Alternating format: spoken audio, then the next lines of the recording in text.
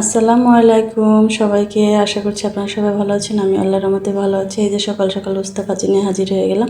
এই যে উস্তা ভাজিটা কেটে নিচ্ছি, অফ ক্যামেরা ধুয়ে নিয়েছি। এই যে ভাজি করছি হলুদ লবণ দিয়ে, পেঁয়াজ ছাড়া, ঝাল ছাড়া। এই যে আগে শুধু তেলের মধ্যে দিয়ে ভাজি করে নিচ্ছি।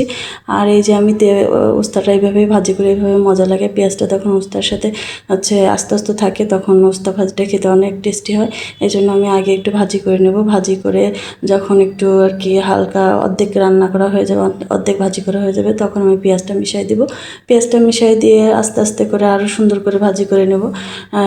সুন্দর করে আস্তে আস্তে করে, যেহেতু উস্তা ভাজিটা একটু আস্তে জালে ভাজতে হয়, তারা জালে ভাজলে কটকটা হয়ে যায়, সফটনেসটা কমে যায়। তো এই যে আমার ভাজিটা হয়ে গেছে। আর এই যে আমার ভাজির হচ্ছে ফাইনাল লুক উস্তা ভাজির। তো উস্তা ভাজি আর ডাল রান্না করেছিলাম আমি। উস্তা ভাজি ডাল তো সবারই পছন্দ। কার কার ভালো লাগে আমাকে একটু কমেন্টস করে জানাবেন, জানালে ভালো লাগবে। এই যে আমার উস্তার পেঁয়াজটা দেখানোর চেষ্টা করতেছিলাম, তা আসছে কিনা জানি না।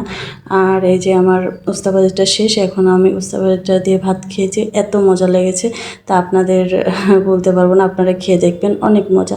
এই যে আমি ডালটাও রান্না করে নিয়েছি। ডালটা এই যে এইভাবে বাগার দিয়ে নিচ্ছি। ঝাল দিয়ে, আমি শুকনো ঝাল দিয়ে আস্ত জিরা দিয়ে ডালটা বাগার দিই। ডালটা অনেক মজা হয়। এই যে আমি ভাতটা খেয়ে নিচ্ছি আপনাদের সামনে মজা করে। তো আপনারা মজা করে খেয়ে নেবেন, আমার মতন করে ভাজি করে সুন্দর করে মজা করে খেয়ে নেবেন। তো আমার কাছে অনেক মজা লেগেছে, আপনাদের কাছেও মজা লাগবে। তো এভাবে ভাজি করে খেয়ে দেখবেন উস্তা ভাজি আর ডাল দিয়ে। আমি ডালটা নিয়ে আমার এইভাবে শুকনা আর ভালো লাগে, পরে আমি ডাল দিয়ে খেয়েছি, তো সেটা আর নাই দেখালাম। তো আজকের মতন এখানে বিদায় নিচ্ছি। ভুল ত্রুটি ক্ষমার চোখে দেখবেন। তো আল্লাহ হাফেজ।